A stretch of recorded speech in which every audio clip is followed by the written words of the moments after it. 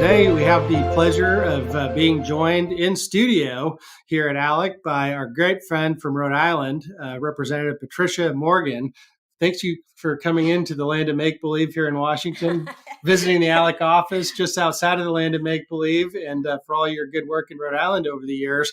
I wanted to just ask you a couple of things on, state of play there. Obviously, Rhode Island being a state that doesn't rank well in rich states, poor states. It's been as a deep blue, progressive-leaning state, if you want to call it progressive with air quotes, maybe, in terms of Yes. what's We're gone on California in the of the Eastern Seaboard. Well, there you go. California with not quite as nice a weather as Smaller. California. And I wanted to just talk to us a little bit about ALEC, your involvement. You've been a member for many years. I remember when we first met, there was the announcement from one of the union or common cause groups saying Rhode Island was ALEC free. You saw that in the newspaper and I you immediately jumped right in. signed up. I was actually I'm a policy wonk. And one of the things that really drew me to ALEC was that you put out good, sound policy that helps people live better lives. And that's, it's the policy that makes a difference in our lives. And I think people think we're always playing politics. I don't play politics very well, but I really like policy. And you had a booklet. My first introduction to you before I became a member was a whole booklet of different kinds of policies on all different subjects. And they were ways to improve the economic climate in our state. And I thought, I need to do these. So I did. Well, very similar to our upcoming ALEC policy priorities document that we put out every year with those many ideas across the board. And obviously in a deep blue state, it's not been the easiest maybe to pass free market issues over time, but maybe talk for a minute about why other blue state lawmakers may be watching today or want to be involved with ALEC, how important that is to get plugged in and become a member of ALEC. Yeah, I mean, one thing, if you're in a blue state, you really need an ally, somebody to take your back and help you. And that's ALEC. When you need more information, you need an expert to talk to. You just need somebody, to say, well, tell me a little bit more about this policy. I've read it. I get it. I kind of like it. Give me more. You get it from ALEC. I think if you're in a blue state like I am, and we're very small in Rhode Island in the legislature, we don't have that robust research arm that helps us to sell our ideas. So that's one of them. And then what are the ideas, right? I mean, you know more about budgeting and taxing issues and about what makes a good economic environment, what are the pieces of it, and you put it in a nice little booklet, and you give us the bill, and you give us a rationale for it, and that's really helpful. Well, and let's talk a little bit more about the fact that Rhode Island's at 40th right now in rich states, poor states, so not quite as bad as New York and number 50, or Vermont at, let's say, 49th, or California in the bottom 5. But, Rhode Island came awfully close to losing its second congressional district because of the outmigration. And maybe talk for a few minutes about maybe some of the biggest policy mistakes you think that Rhode Island has made with this liberal majority that's been in power for as far as anybody can remember, probably going back. Well, I think their climate policy now is really taking over, and it's making it really, really expensive for everyday Rhode Islanders to live there. This last winter, our electric bills went up 45% because we passed an act. 45%. I mean, as I was walking door to door, talking to my constituents, they're all worried, right? They were worried about the heating season coming because they knew that their oil bill or their gas bill was going to be astronomical, as well as now the electric bill.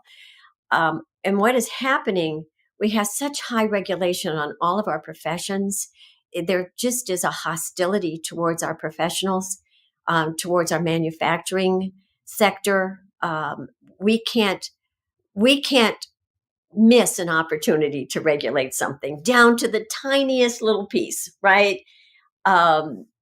I keep thinking the Democrats really like to boss people around because they just find whatever they can.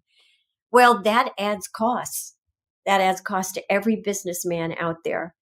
And to the medical profession. I've talked to so many doctors who said as soon as they're able, they're not going to stay in Rhode Island to retire. They're leaving because our tax climate is so expensive. I think we have the third or fourth highest property taxes in the country.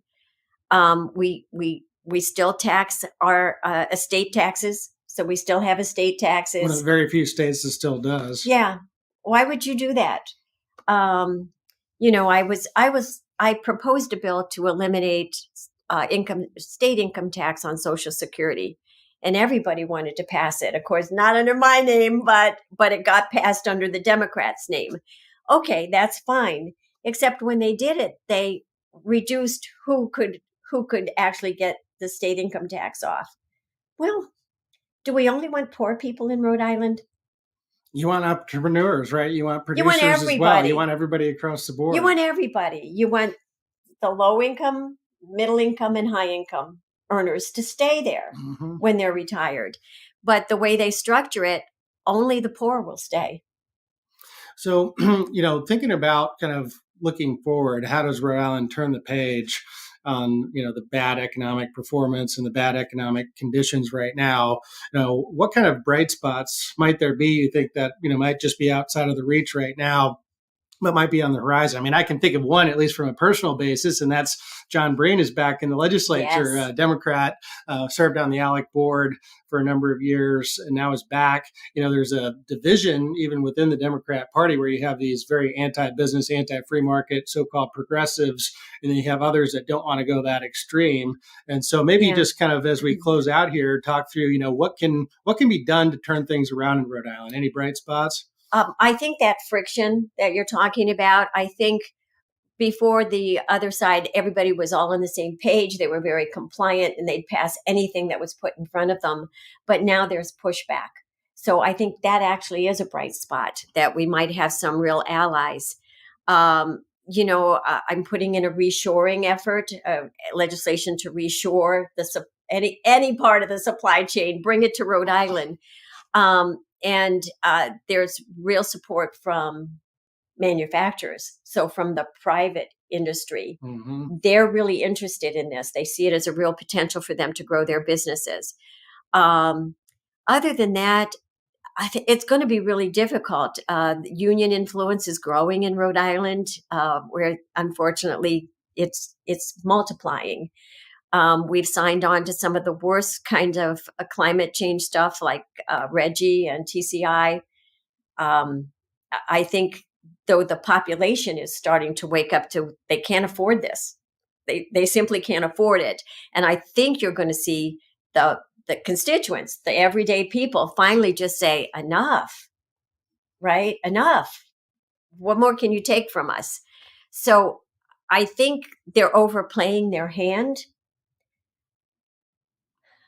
It's just so hard, though. I mean, it really is hard to see how do you tap into that energy that it's growing.